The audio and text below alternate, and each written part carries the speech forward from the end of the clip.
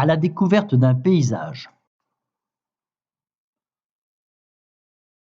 Autour de l'île Bénard, la zone se situe au nord-est de Saint-Malo. C'est un cordon dunaire qui relie l'île Bénard à la pointe du Mingat. Au sud, on observe un marais, c'est la fin du havre du Lupin. Observons la plage de la Guimoret. Détaillons le sable. Il se compose de grains de quartz émoussés, c'est-à-dire arrondis et luisants. On observe également quelques débris de coquillages. Comment peut-on expliquer cette composition?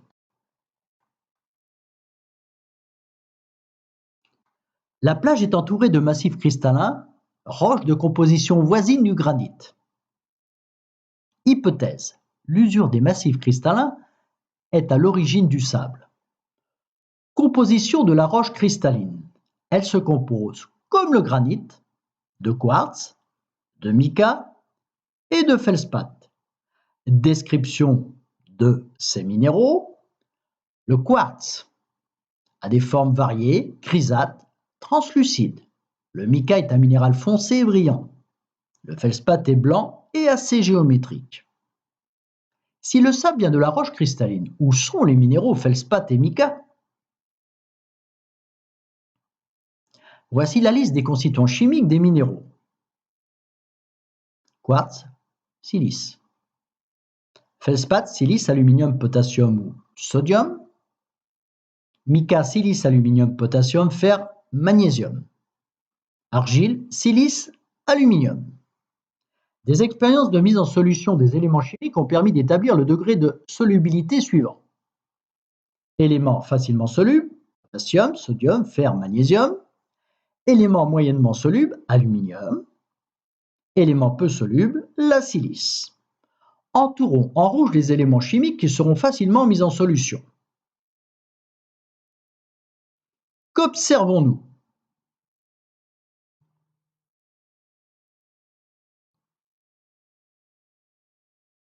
L'eau dissout certains constituants chimiques contenus dans les minéraux.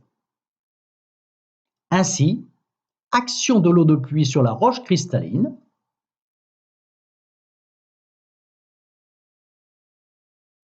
On obtient des grains de quartz émoussés et luisants, ainsi que des particules d'argile.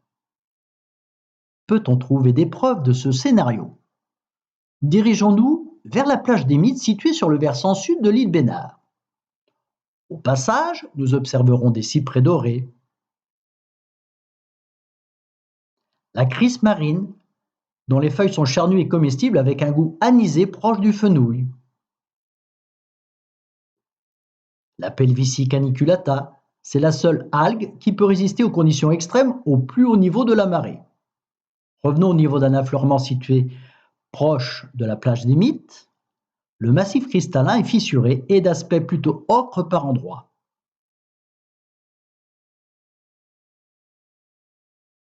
Les eaux de pluie pénètrent dans le massif cristallin et les constituants des minéraux contenus dans le feldspath et le mica subissent une dissolution. Cette action, aidée par l'action des racines végétales qui pénètrent dans la roche, fragilise le massif cristallin. Observons cette petite animation de la roche saine à la roche en cours d'altération. On obtient de l'arène. La roche cristalline devient de l'arène en subissant des transformations chimiques, des transformations mécaniques. L'ensemble de ces transformations est appelé altération. Que devient alors l'arène? Au pied de l'affleurement, on observe du sable. Rappelons-nous, le sable contient essentiellement des grains de quartz. Le problème, c'est qu'on n'observe plus d'argile.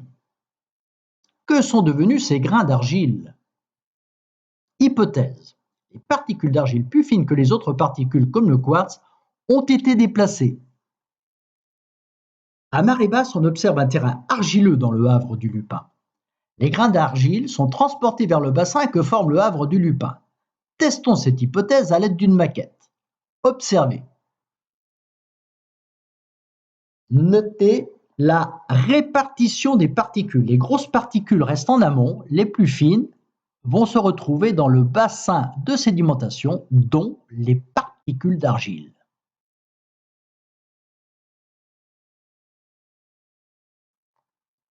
Les cours d'eau transportent les matériaux de l'arène, les usent et les trient. Quand la force de l'eau devient plus faible que le poids de la particule, celle-ci se dépose, c'est la sédimentation. Petite remarque sur les sables observés. Plage des Chevrets, plage des Mythes. Au Chevret, essentiellement des grains de quartz émoussés et luisants. Au Mythe, des grains de quartz plus anguleux et des micas nombreux. Explication. Au Chevret, les plages sont nourries de quartz du quaternaire. Ce sont des quartz dunaires accumulés par le vent. Le sable des Mythes est plus sombre. C'est un sable riche en mica avec des quartz plus anguleux. C'est un sable local avec peu de transport. Les massifs cristallins du bord de mer s'usent par les eaux de pluie. Les minéraux facilement solubles s'altèrent. Il en résulte une roche pourrie qui se transforme en arène. L'eau continue d'altérer la roche et l'arène se transforme en sable. Les particules argileuses qui composent l'arène sont transportées jusqu'au bassin de sédimentation. Au pied de cette zone, on observe des bandes jaunâtres orientées grossièrement nord-sud. Observez. Ce sont des filons de dolérite ou diabase. Ce sont des roches qui proviennent de conduits reliant une chambre magmatique à l'appareil volcanique situé en surface. On observe une altération en boule. Ce phénomène est daté de 250 millions d'années.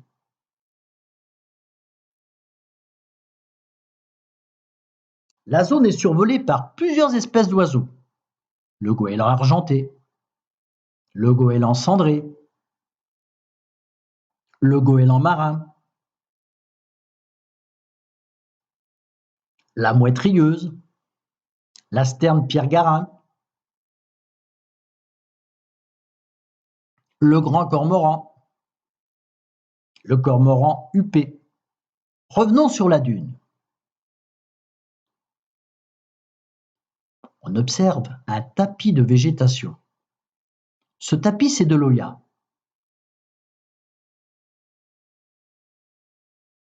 L'Oya est un végétal qui ouvre ses feuilles pour capter la rosée du matin.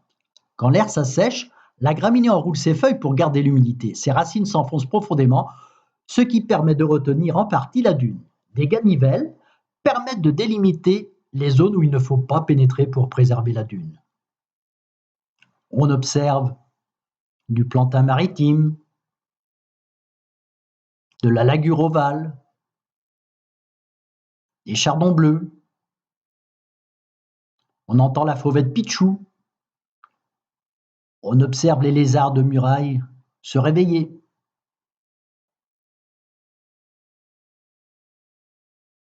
Dirigeons-nous à présent vers le marais situé au sud. La végétation est caractéristique de cette zone marécageuse. De l'Aubione, de la salicorne, de la spartine. Mais comment peut-on expliquer que la végétation dans le marais ne soit pas la même qu'ailleurs? On observe par endroits des zones très humides. Hypothèse, le sous-sol est formé de vase et cette vase a des propriétés qui permettent ce type de végétation. Ce sous-sol, c'est de l'argile. Quelles sont les propriétés de l'argile? Observons, d'un côté du sable, de l'autre côté de l'argile. Quelques gouttes dans chaque montage.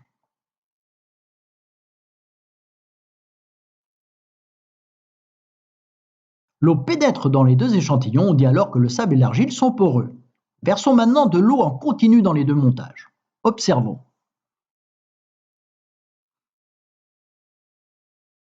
L'eau traverse le sable, l'eau reste en surface de l'argile. Le sable est perméable, l'argile est imperméable.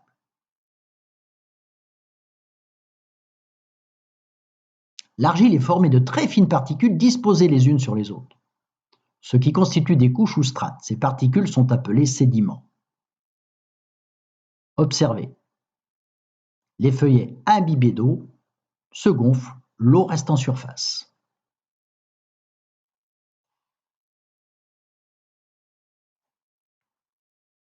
Revenons à la végétation. Ces trois végétaux se retrouvent dans un sous-sol argileux, car la vase constituée des feuilles argileux imbibés d'eau salée convient à leur développement. La zone est survolée par l'aigrette garzette, les tadornes de Bellon, les huîtriers pie, les bernaches gravants, chevalier gambette, les courlis cendrés. Arrêtons-nous un instant sur le bas de la dune. On y observe la rose pimprenelle, le liseron des sables. Qu'observe-t-on? Les ganivelles, des déchets vivants et des déchets rejetés par les êtres humains.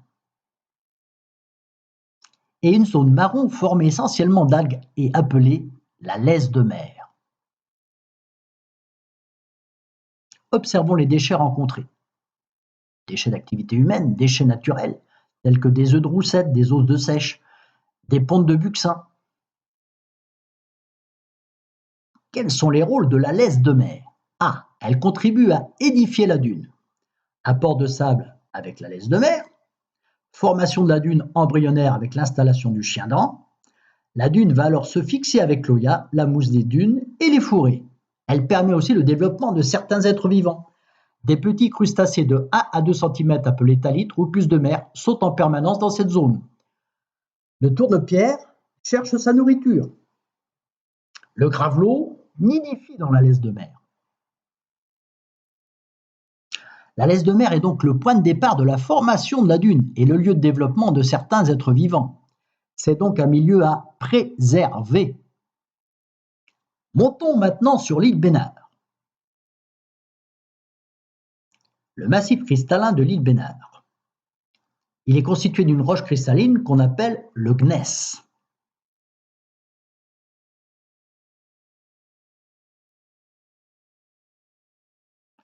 La zone a subi des transformations sous l'effet de la pression et de la température, on parle de zone de métamorphisme. La roche métamorphique résulte de la recristallisation sous la contrainte de minéraux. Ces contraintes imposent une orientation aux minéraux appelée plan de foliation.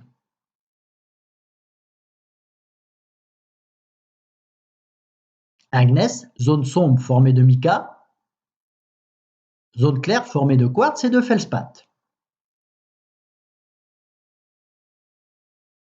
L'affleurement est constitué de deux types de roches.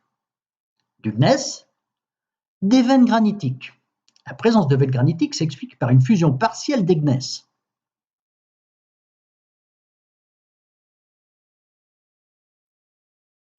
Soumis à des températures supérieures à 650 degrés et une pression de 5 kbar, la roche fond en partie. Au début du phénomène, la fusion ou anatexie va permettre d'observer une partie ancienne, le paléozone, une partie en fusion, le néozone. Le néozome est divisé en deux parties, le leucosome, partie claire à gros grains constituée de quartz et de feldspath, le mélanosome, partie foncée, qui borde les leucosomes constitués de mica.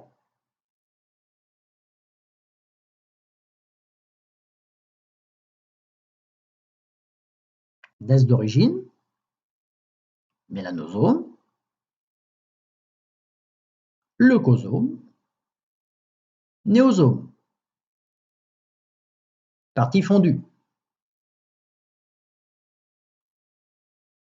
Paléozome.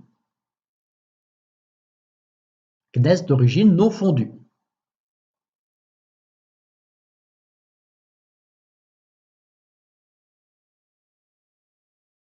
Voilà certaines photographies qui résument l'ensemble. Le massif est constitué d'une roche cristalline. La végétation est caractéristique de la lande bretonne. L'Armérie maritime, la Silène maritime, le Genêt à balai, la Fougère grand aigle, le pin maritime. Dirigeons-nous vers le Petit Chevrets. On observe sur les îles Chevrets des filons de pegmatite, composé de beaux minéraux de tourmaline, de mica blanc, de quartz et de feldspath. Quel indice nous donne cette observation?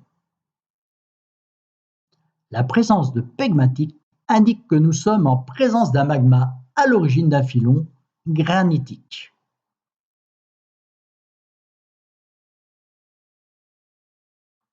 Voilà, petit tour d'horizon autour de l'île Bénard.